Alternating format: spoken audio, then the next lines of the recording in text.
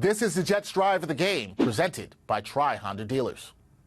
The Jets, they ended their 5-game losing streak on Thursday night. They knocked off the Texans 21-13 at MetLife Stadium, and Gang Green's offense finally showed some life.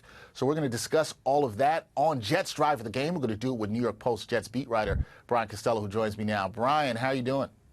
I'm good, Dexter. How are you? I'm doing well. The Jets are doing much better. As I said, they ended their 5-game losing streak. But I want to start with this. Can you set the scene for us where the Jets were in this game? Because nearing the end of the third quarter, Texans are up 10-7. Give us a quick summary of what the game was in terms of the offense and the flow up to that point.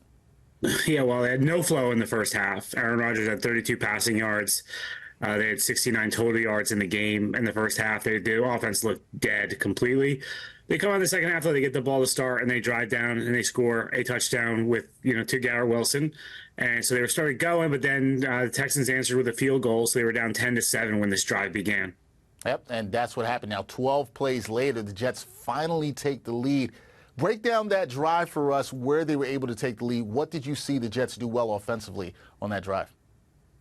Yeah, I mean, they mixed run and pass. The key thing there, Dexter, is they converted 2 fourth downs on the drive. Or I should say converted. One was a penalty, but one was a nice throw from Rodgers to Devontae Adams down the sideline, where it looked like they saw something. Adams made a nice catch. Is where he ended up hitting his head on the sideline. He had to leave the game for a little while, but he made the catch. They get the first down. Then they get down inside the 20. The Texans got called for a penalty on a 4th down that gave the Jets new life. And then on 3rd and 9, one of the big things we've been talking about lately is Aaron Rodgers' mobility and how compromised he was by the knee injuries and the ankle injury and his hamstring. Well, he made a really nice run to pick up a first down, and then it was called back because of holding on Olu Fashanu, the rookie who was playing guard for the first time in his life last night. So they got called back, and now it's 3rd and 19, and that's where, the play of the game happened. A play of the game happened, and that was the touchdown pass to Garrett Wilson. If you haven't seen it already, a beautiful one-handed grab. How could you possibly not have seen it, Dexter? How could you possibly not have seen it? It's everywhere. It has been everywhere, but maybe somebody was under a rock. Maybe they weren't on social media. It's possible. You saw it. I saw it. I hope most people saw it, but yeah. Hopefully. I've seen it about 1,000 times, I think. Sounds to me like you're sick of seeing it. That's the vibe. No, I like seeing it. It's an amazing play. It's a really just unbelievable play to watch. And this is what we knew about Garrett Wilson when coming in, is his body control is crazy. He's an old basketball player. He can really control his body.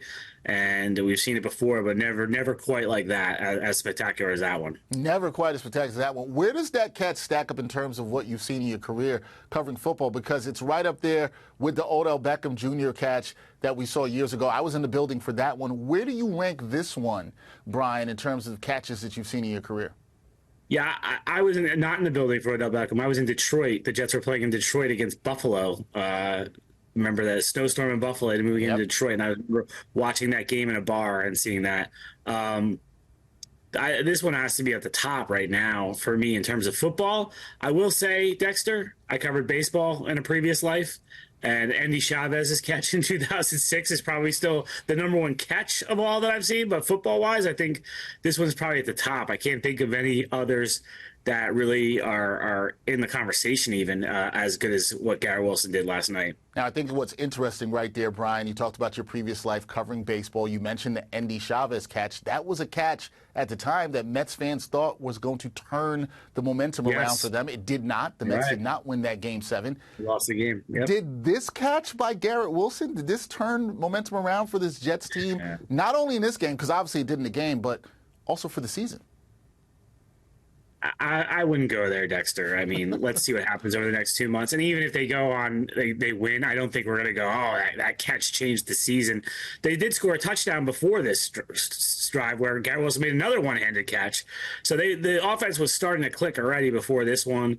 So I think it's a nice story if you're saying, the season turned on that catch. But to me, we might look back at this game and say the season turned around, but I don't think it's just that catch. I think whatever happened at halftime in that locker room might be what we're talking about, because it seems like something flipped in that locker room where the Jets were a different team in the second half, and we'll see if they can remain that team for the next 8 weeks. Yeah, that is the key. It's not just about one game. They have to show the consistency, and we'll see if the Jets did indeed turn it around or turn their season around after their win over the Texans on Thursday night. That is Brian Costello, Jets beat reporter for the New York Post, always doing a great job joining us on Jets Drive the Game. Brian, thank you. Appreciate it, man. All right, Dexter. Thanks for having me.